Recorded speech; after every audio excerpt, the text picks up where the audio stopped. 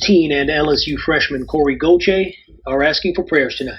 This after her body was found in the Mississippi River.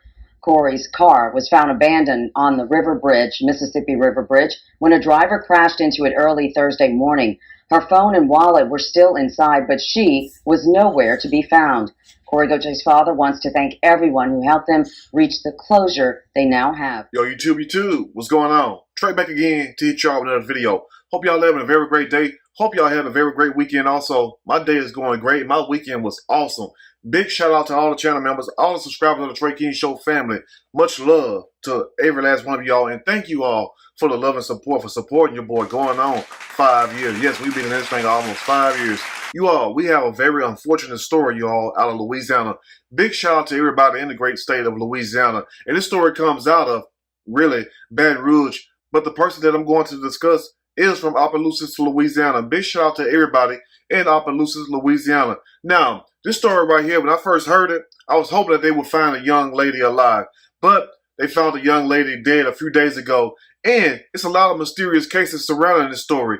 And one thing about it, I'm not here to throw shade. I'm not here to point the blame. Only thing I'm here is just tell people to put their thinking caps on and think. Stop believing everything somebody tell you. Do your own research. And like they say in church or in the Bible, study and show thyself approved. Because one thing about it, when you study for yourself, you can pretty much see clear. But when the blind lead the blind, guess what? They all wind up where? Yes, in a ditch. But one thing about this whole situation is that it just don't sit right with me. Because number one, you mean to tell me that this young lady, 19 years old, some say 18, some say 19, 19 years old, you know what I'm saying, just starting school, college at LSU, and big shout out to the great college of LSU in Baton Rouge, Louisiana. Much love to them Tigers.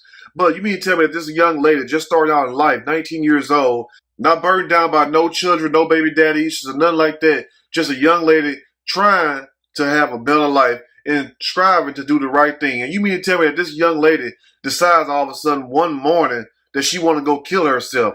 I clearly do not believe that. But one thing I will say is this right here, is that once you hear some of the story, you will start thinking different also. Because from what I've been hearing first is that, number one, that she had called her cousins or her aunt and basically said that she was going to meet some of them, or it was the friends too. So you mean to tell me that she called somebody and said that she was on her way to meet them?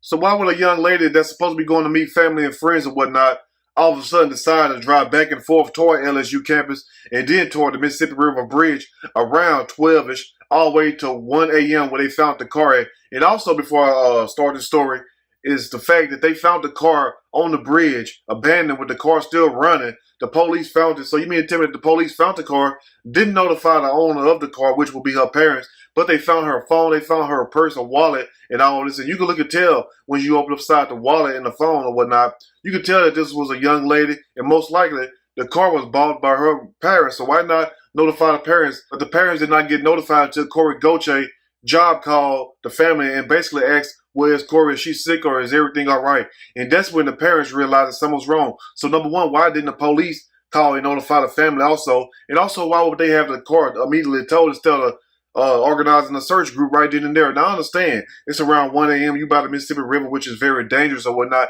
And you have a lot of currents that will take you under and also will most likely kill you yourself. So I can understand that. But why sit there and tow the car? Why not search the car for clues and evidence and whatnot? Why do you have the vehicle immediately towed to a tow yard and then not even notify the parents? But this is not the first time somebody came up missing from the Mississippi River Bridge. Also, and then, before I start the story, you can look and tell that the vehicle that hit Corey's car was an Audi SUV. But of course, the Audi SUV is only damaged on one side of the front.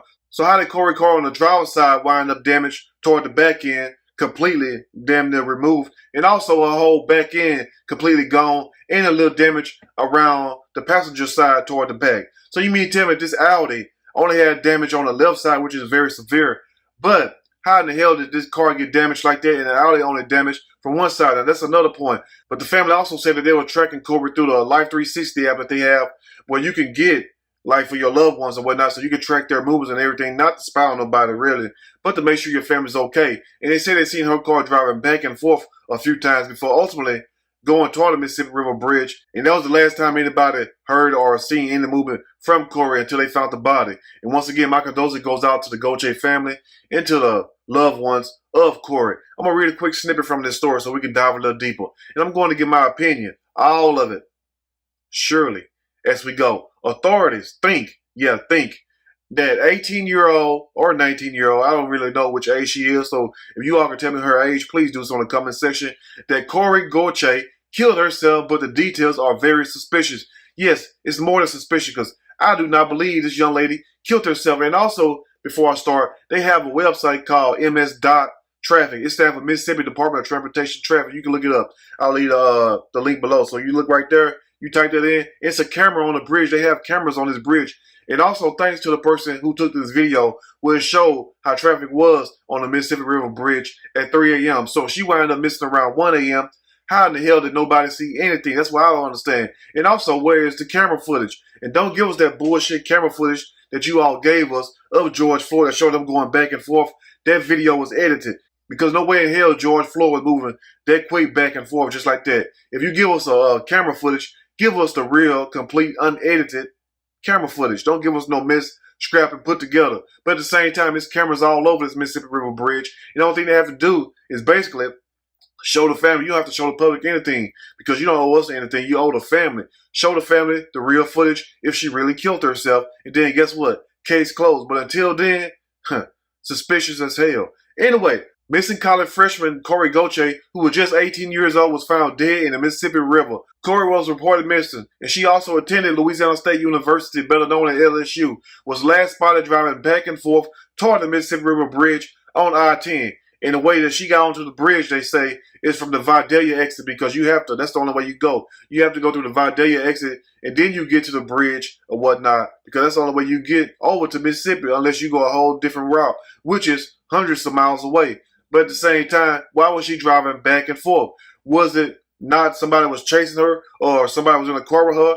Or maybe it was more at hand than what is being said? Because it sounds like to me it's foul play because why in the hell would she drive back and forth? And most of the time when people going to kill themselves, what they do, if you got your mind made up to kill yourself, what you going to do? You're just going to go straight and kill your damn self. You're not going to sit up here and keep contemplating. But at the same time, like I said earlier in the video, how in the hell and why in the hell would she sit up here and call her loved ones and say that she was going to meet them? Then 10 minutes later, guess what? She wind up missing and not heard of. And also, once again, why didn't the police immediately notify the owner of the car? Since law enforcement already knew that this was a college student, so you know already that most likely her parents sent her to college, so notify the parents. This movement was reportedly tracked by the Life 360 app, which helps family members stay connected to loved ones. And if you don't have that Life 360 app, get that app for your children, especially if you do a lot of traveling, especially at damn nighttime. Because like I said, this is not the first time somebody came missing on this Mississippi River Bridge, leaving Vidalia,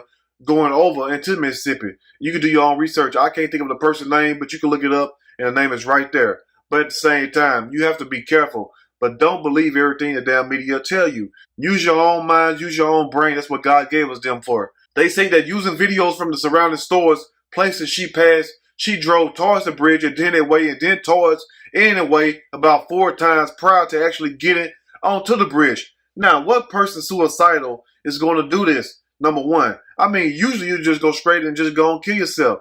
I mean, how many times have you thought somebody was following you, or for people who actually been followed or whatnot, or you trying to lose somebody, or maybe you were just upset and you just may miss a turn or whatnot, or you may be trying to avoid something. Because it sounded like to me that she was trying to avoid something or trying to lose somebody, or with somebody in the car with her. Because why would you keep driving back and forth 4 times just to jump off the bridge openly and kill yourself? Why not just go and go do it? That doesn't sound right to me. And also, where is the surveillance footage from the surrounding stores showing that she passed?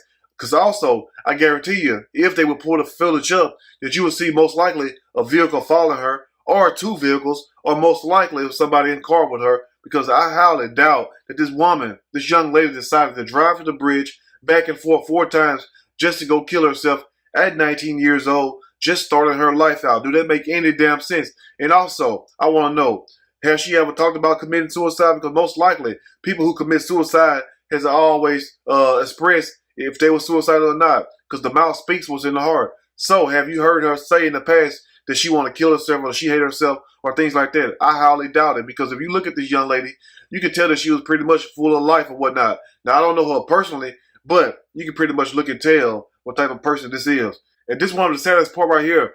The police said this right here. At this time, based on evidence collected during the investigation, thus far, law enforcement officials suspect that no criminal activity or foul play took place. Officials continue to keep in close contact with Corey's parents to keep them up to date on any developments. But to say that the young lady killed herself, I mean, did you all show the family the footage? And like I said earlier in the video, go to the Mississippi Department of Transportation website, and it's like a 4-second delay where they show the cars passing through and stop. So it's like a 4-second delay. But if anybody was on that bridge, somebody should have seen them, because like I showed you all earlier, that people that was driving on this bridge at 3 a.m., way past 1 a.m., it was still cars up and down. And for anybody ever been on that bridge, I'd be on that bridge also at nighttime, traveling back and forth. You already know there's more than 1 or 2 cars traveling back and forth on that bridge on both sides, going and coming. So you all let me know what you think about this. And once again, my heart and my condolences goes out to the Goche family, because it's a sad situation.